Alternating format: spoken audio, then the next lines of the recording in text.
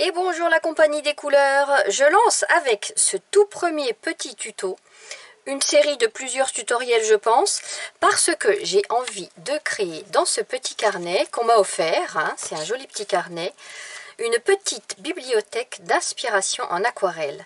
Ce sera de toutes petites illustrations. Ici, j'ai fait mon brouillon sur un tout petit format, mais ça va être quand même un petit peu plus grand pour que ça corresponde moi à mon carnet.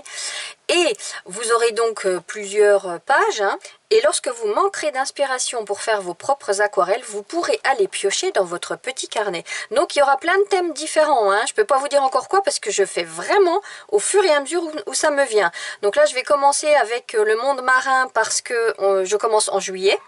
Et puis après, il y aura d'autres thèmes. Donc là, j'ai fait un tout petit truc, mais je pense que le format que je vais adopter après pour coller dans mes pages, parce que ça sera tout simplement collé comme ça dessus, c'est du 6 cm de large par 11 de haut. Donc je vous invite à créer votre propre petit carnet, de faire une jolie page de garde. Ce ne seront que des ateliers très faciles à faire, adaptés pour les débutants. Donc, pour cet hippocampe, on va commencer par tracer un axe central à main levée. Donc, on fait un dessin, je vous donne les repères qu'il faut. Je ne vous donne pas de code cette fois, je vous donne juste des repères. Et si c'est votre premier atelier avec moi, à chaque fois que je dirai à vous, je vous laisserai un petit temps pour mettre pause et tracer votre courbe ou votre cercle que je vous demanderai de faire. On va commencer par tracer l'ovale de la tête, pile poil sur l'axe. Donc vous pouvez vous y reprendre, en faire plusieurs, hein, à vous. Ensuite, le dos, toute la colonne vertébrale, qui part comme ça et comme ça, à vous. Et la queue qui passe sur mon axe et qui revient en tourbillon, à vous. Le ventre, je pars de là, un gros ventre qui arrive là, à vous. Et je referme la queue en rejoignant le bout ici, à vous. Comme je dis d'habitude dans tous mes ateliers, si vous n'êtes pas convaincu par vos premiers traits, ce n'est pas grave, il sera toujours temps de retoucher après. Alors, je peux déjà voir que j'ai pas fait par rapport à mon brouillon un ventre assez gros, donc je vais l'élargir un peu. À vous si nécessaire. Je trouve que l'ovale de ma tête, c'est pareil, il est un peu petit, donc je l'agrandis. J'efface quand même ce qui est au milieu pour ne pas être perturbé après. À vous si nécessaire. Ensuite, le museau, je pars du bas, bim, à vous. Une petite pointe, et je reviens comme ça là, à vous. Je remonte un peu plus plat pour rejoindre le dessus de la tête. Et je gomme ce qui pourrait me perturber, là et là, à vous. Je trace la joue, à vous.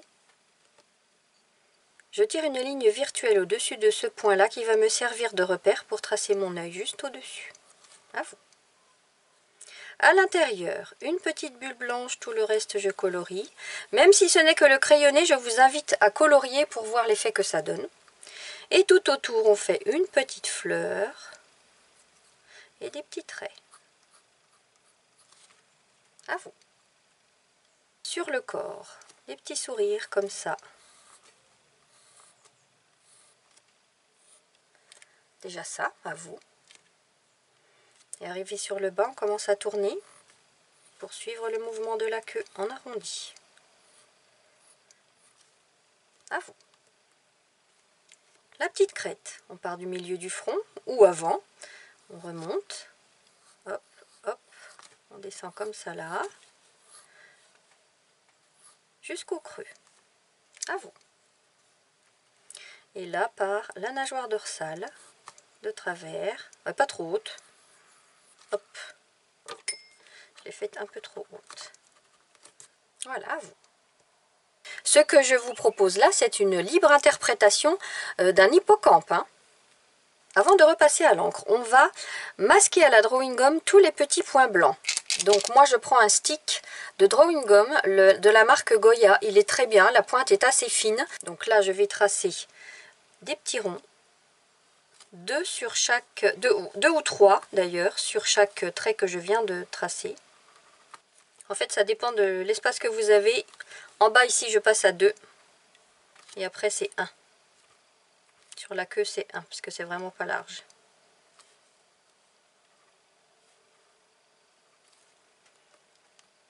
Voilà, j'ai terminé d'appliquer ma drawing gum. Je vous laisse mettre pause pour appliquer la vôtre.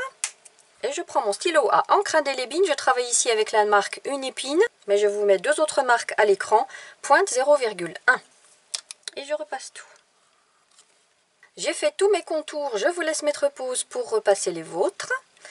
Et là où il y a notre drawing gum, pour éviter de passer dessus et de l'enlever la drawing gum, je relève mon stylo à ce niveau-là. Et je trace mon trait entre chaque petit point. Voilà. Maintenant, je gomme tout le contour. Je ne vais pas gommer les petits traits là où il y a la drawing gum pour éviter d'enlever la drawing gum, hein. Alors, ce qui est bien pratique, c'est quand même d'avoir ce genre de gomme très très fine pour aller dans les détails. Et on n'oublie pas de gommer l'axe central qui ne nous est plus utile non plus.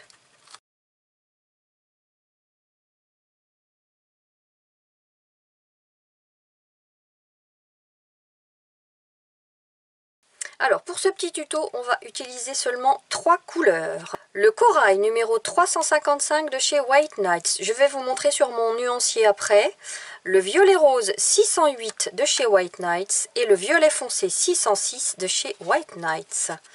Le corail se trouve ici, c'est un rose assez pâle quand même, hein. Le violet rose est là et le violet foncé est là. Je vous laisse mettre pause le temps de préparer vos couleurs et de fixer votre feuille à son support. Dans un premier temps, on va travailler tout le corps. Je prends mon pinceau Kolinsky pour le mouiller dans son entièreté.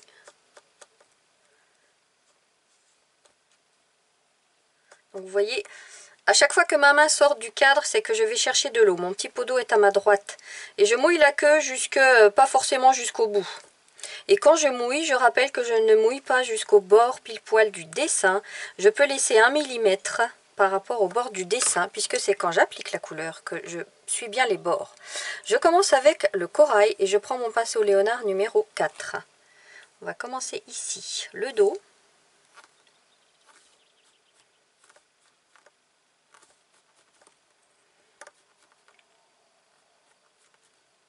Plus toute la queue. Alors vous pouvez faire en plusieurs parties, hein. Vous pouvez par exemple vous arrêter à ce niveau-là et puis faire le reste de la queue après si vous êtes hyper débutant et que vous avez peur de perdre l'humidité sur votre feuille. Je remouille mon pinceau. Je vais mouiller le devant. La lumière vient de la gauche, donc on va avoir une belle tache blanche sur la gauche de l'hippocampe. Tout le reste c'est peint. Là où tape la lumière, il n'y a pas de couleur. Je prends maintenant le violet rose. Je repars de la droite. J'applique du violet rose jusqu'à la moitié de l'hippocampe. Une petite moitié droite.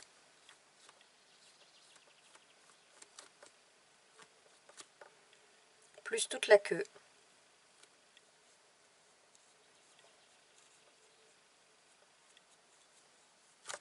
Et puis un petit liseré sur la gauche.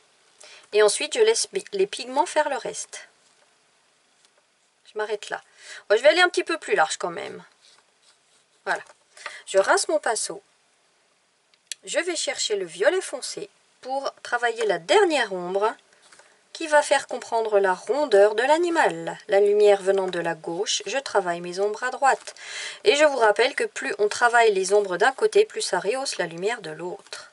Alors, elle vient du dessus à gauche, la lumière. Donc, on va avoir des ombres en bas à droite. Donc, jusque là en bas. Ici à droite. Et en bas. Ici à droite. Ici à droite. Ce ne sont que des ombres propres, hein. Oh, bah j'ai dépassé. Regardez, j'ai fait un petit chouïa à côté. Là. Ombre propre, ombre portée. Je rappelle qu'il y a dans la rubrique onglet jaune, premier pas de mon site, rubrique trucs et astuces, des informations sur ce que sont les ombres propres ou les ombres portées. À vous! Maintenant, je mouille la tête avec le pinceau Léonard. Alors, bien sûr, c'est pas sec, donc ça migre, ce n'est pas grave. Je fais le tour de la pupille. Je mouille tout. Je reprends mon corail.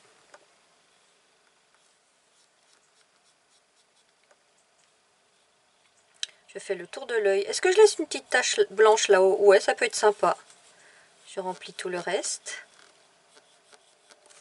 Je vais rechercher un petit peu pour avoir une belle intensité. Si c'est votre premier atelier avec moi, j'aime bien travailler avec beaucoup d'intensité de couleur. Donc je superpose pas mal de couches quand même. Hop, je rince mon pinceau. Le violet rose. Je travaille la joue et l'ombre propre sous le visage. Et maintenant, je prends mon petit pinceau Léonard numéro 2/0, encore plus fin, pour aller travailler la dernière ombre avec le violet foncé au niveau de la joue et un chouïa sous la bouche ou sous le museau, comme ça là. Et puis l'ombre portée de l'œil qui vient un petit peu en... C'est un globe qui est un peu en saillie. Là. À vous. Pour la nageoire dorsale, je mouille avec mon tout petit pinceau Léonard 2/0 corail. Je suis les bords ici. Je laisse une bande blanche. Je rince mon pinceau. Je vais chercher tout de suite le violet foncé pour tapoter ici. Et regardez, je laisse migrer. Regardez, ça fait son chemin tout seul. C'est beau comme tout. À vous. Maintenant, je prends le pinceau Léonard numéro 4. Je vais mouiller là, je ne sais pas comment ça s'appelle, épine dorsale, crête dorsale, le corail. Hop. Et là, je vais m'arranger pour laisser des petits espaces blancs pour le mouvement, qu'il soit fondu ou non. Vous voyez, même si c'est de cette taille-là, je laisse des petits espaces blancs. Hop. Je rince mon pinceau, je vais chercher le violet rose, une petite ombre propre en longeant ici et je laisse migrer. Qu'est-ce que c'est beau, regardez un peu. Et avec mon tout petit pinceau... Non, je vais attendre que ça sèche pour pouvoir faire mes petits traits comme ça sur support sec. Voilà. Donc là, je ne vais pas plus loin. À vous. Alors, est-ce que cette partie-là est sèche? Oui, elle semble assez sèche. Et maintenant, les petits points blancs qu'on a fait, ils viennent en saillie. Ils ont donc une ombre propre. Et cette ombre propre, on va la faire avec le tout petit pinceau, le violet foncé. Et ça va être juste une petite demi-lune à droite de chaque point pour renforcer le relief. Et même si la queue tourne, la demi-lune reste sur la droite parce que l'ombre ne change pas sa source. Comme ça, à vous. Et on en profite pour faire plein de petits points sur le devant du ventre. Voilà, à vous. Et maintenant, au niveau de la crête, je vais juste marquer chaque pointe avec le violet foncé que j'ai sur le pinceau, hein, je ne suis pas allée rechercher de la matière, là, et puis au niveau de la nageoire dorsale, ça. Voilà, à vous. Et maintenant, j'attends un petit peu que les pigments aient bien pénétré dans le papier avant de retirer ma drawing gum. Une petite pause. Bon, j'ai attendu 3 minutes, hein, pas plus, et avec le dos d'un pinceau, je fais un petit test. Je vous invite à le faire également. Voilà, j'ai terminé, je vous laisse mettre pause pour retirer votre drawing gum. Et maintenant, on peut coller la petite chose dans notre petit carnet. Et voilà le premier pas d'une toute nouvelle aventure. La vie n'est faite que de belles aventures, les amis. Voilà, j'espère que ça vous a plu. Prenez soin de vous.